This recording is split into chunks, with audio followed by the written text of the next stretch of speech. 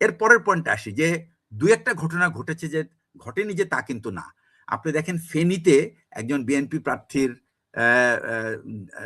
আপনার মনোনয়নপত্র গ্রহণ করা হয়েছে উইথ এ কন্ডিশন, যদিও উনি দ্বৈত নাগরিকত্ব আছে, যে আমি অ্যাপ্লাই করেছি, আমি এটার ফলাফল জানি না। আসলে নির্বাচন কমিশন একটা ফ্ল্যাট রুল দেওয়া উচিত ছিল। আবার যেমন আপনার কুড়িগ্রামে একজন প্রার্থিতা বাতিল হয়ে গেছে, যদিও সে বলছে যে আমি স্যারেন্ডার করেছি, এবং উনি রিসিপ্ট জমা দিয়েছেন যে আমি যে আমার নাগরিকত্ব যে আমি স্যারেন্ডার করেছি, দিস ইজ দ্য প্রুফ। কিন্তু উনি এটা মানছেন না, না মেনে তাকে কিন্তু উনি কিন্তু বাতিল করে দিয়েছেন। হোয়ারেজ আরেকজন কিন্তু সে যে নাগরিকত্ব স্যারেন্ডার করেছে তার সপক্ষে কোনো যুক্তি দেখাতে পারে না, উনি শুধু তার নিজের অ্যাপ্লিকেশন দেখিয়েছে। এটা কি সেই দেশ কি এটা গ্রহণ করেছে বা করে নাই তা কিন্তু দেখায় নাই। যেহেতু উনি একটা হেভিওয়েট প্রার্থী, তার সামনে দাঁড়িয়ে কথা বলার মতো সাহস বোধহয় সেই স্থানীয় যে রিটার্নিং অফিসার হোক বা রিটার্নিং অফিসারের পক্ষে যিনি এই মনোনয়নপত্র নিয়েছেন তার নাই বোধহয়, সে কিন্তু ওখানে কিন্তু শুয়ে পড়ে গেছে, আর এক জায়গায় কিন্তু সে বুচ্চিতে দাঁড়িয়ে গেছে, বিকজ এটা উনি সাহস দেখাচ্ছেন। এই যে দ্বৈত আচরণ, এইগুলি কিন্তু নির্বাচন কমিশনের নজরে আসার কথা, যে there should be a flat rule. যদি কেউ নাগরিকত্ব দ্বৈত নাগরিকত্ব থাকে তাহলে তার বাতিল হবে, কিন্তু সে যদি প্রমাণ দেখাতে পারে যে তার নাগরিকত্ব সে বাতিল করার জন্য দরখাস্ত করেছে এবং সেই দেশ সংশ্লিষ্ট দেশ এটা গ্রহণ করেছে বলে সে তারা সিদ্ধান্ত এখনো দেয়নি, গ্রহণ করেছে, তাহলে আমরা ধরে নিব যে এটা এই ধরনের একটা নির্দেশনা এখানে দেখবেন যে দ্বৈত নাগরিকতার ক্ষেত্রে অনেকেরই অভিযোগ উঠেছে, মানে এখানে এটাই হলো লেভেল প্লে। এটাই কিন্তু এই যে এখান থেকেই কিন্তু প্রশাসনের দিকে আঙ্গুল উঠছে যে এইখানকার প্রশাসন উনার প্রতি দুর্বল, ওইখানকার প্রশাসন আরেকজনের প্রতি সবল। তো এই যে দ্বৈত আচরণ, এটা কিন্তু প্রশাসন করতে পারে না।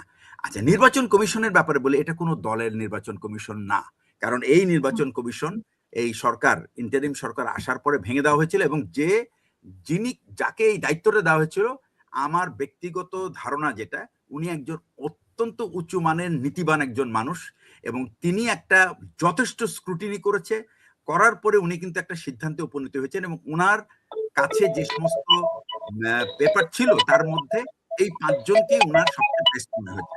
এখন প্রশ্ন আসতে পারে যে এই নামগুলি আসলো কোত্থেকে, এইটার ব্যাপারে অনেকেই প্রশ্ন তুলতে পারে, কারণ এই সমস্ত নির্বাচনের ক্ষেত্রে আমি মনে করি যে যখন তাকে নির্বাচন করা হয়, স্ক্রুটিনি করা হয়, এই স্ক্রুটিনি প্রসেসটা এবং ইন্টারভিউ প্রসেসটাই, কারণ এই সমস্ত নাগরিককে কিন্তু সেই বোর্ড ইন্টারভিউ করে নাই, তারা শুধু তাদের কাগজের উপর ভিত্তি করে কিন্তু তাদেরকে সিলেক্ট করেছে। অনেকে কাছে কাগজ খুব ভালো, উনি পিএইচডি 2টা 3টা 4টা 5টা, বাট হি ইজ স্পাইনলেস, ওনার ভিতরে নীতিগত দুর্বলতা আছে, ওনার নৈতিকতার দুর্বলতা আছে, এবং উনি মানে চাপে, সরকারের চাপে, দলের চাপে উনি ভেঙে পড়তে পারেন। এই সমস্ত character is not suitable for this kind of job. সুতরাং এই যে ব্যক্তিগত ইন্টারভিউ যদি লাইভ টেলিকাস্ট করা হতো, তাহলে কিন্তু মানুষের মনে এই ধরনের প্রশ্ন আসতো না। এবং এটাই কিন্তু সময় আপনার মনে আছে কিভাবে নির্বাচন কমিশনকে করা হয়েছিল, গঠন করা হয়েছিল, একটা লিস্ট করা হয়েছিল, তারপরে সেখান থেকে 50 জন, তারপরে সেখান থেকে 10 জন। এই যে ব্যাপারটা কি দেখেন, একটা লিস্ট যখন করা হয় তখন কিন্তু সব রাজনৈতিক দলকে বলা হয় যে আপনারা লিস্ট দেন।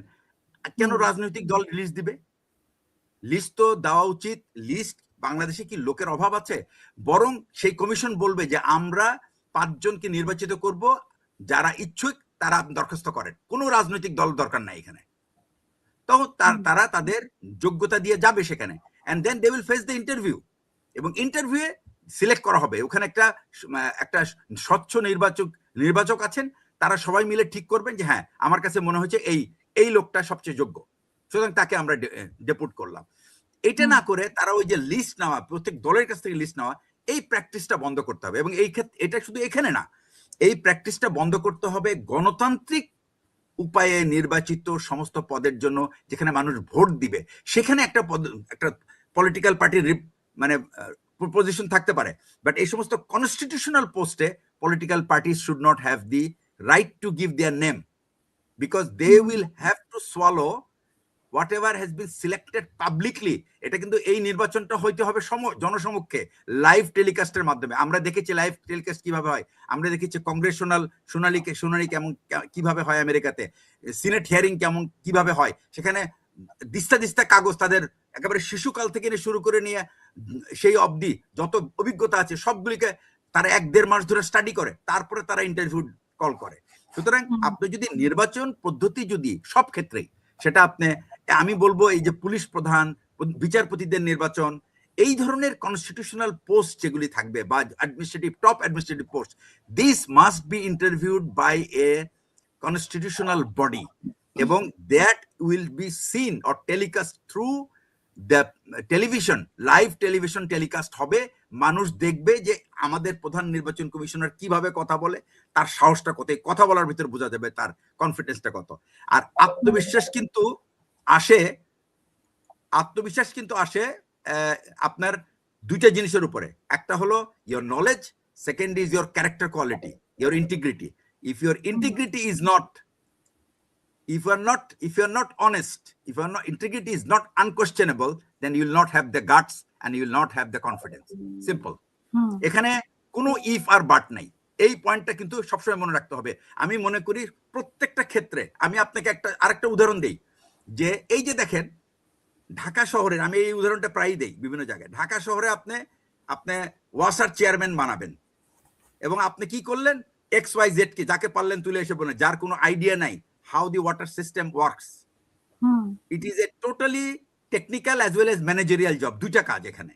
সেখানে আপনাকে একটা লোককে দিতে হবে এবং তাকে একটা টার্গেট দিয়ে দিতে হবে that this is what we want at the end of this 5 year or 3 years of contract, এবং এটা যদি সে ফেল করে he should be responsible for that, এবং তাকে কোশ্চেন করতে হবে এটার ব্যাপারে। তো এই যে জবাবদিহিটাও আমাদের সিলেকশনেও জবাবদিহিতা নাই এবং তার পারফরমেন্সেও জবাবদিহিতা নাই, যে কারণে আজকে আমাদের প্রত্যেকটা পোস্ট, প্রত্যেকটা ব্যক্তি কিন্তু বিতর্কের সামনে দাঁড়ায়, সম্মুখীন হন। অথচ তারা যদি পরিষ্কার, তাদের যদি মানে মাইন্ড খুব ক্লিয়ার থাকতো এবং তাদের যদি অনেস্টি থাকতো, ইন্টিগ্রিটি থাকতো এবং সাহস থাকতো, তাহলে প্রত্যেকটা লোক ভালো পারফর্ম করতো। Thank you.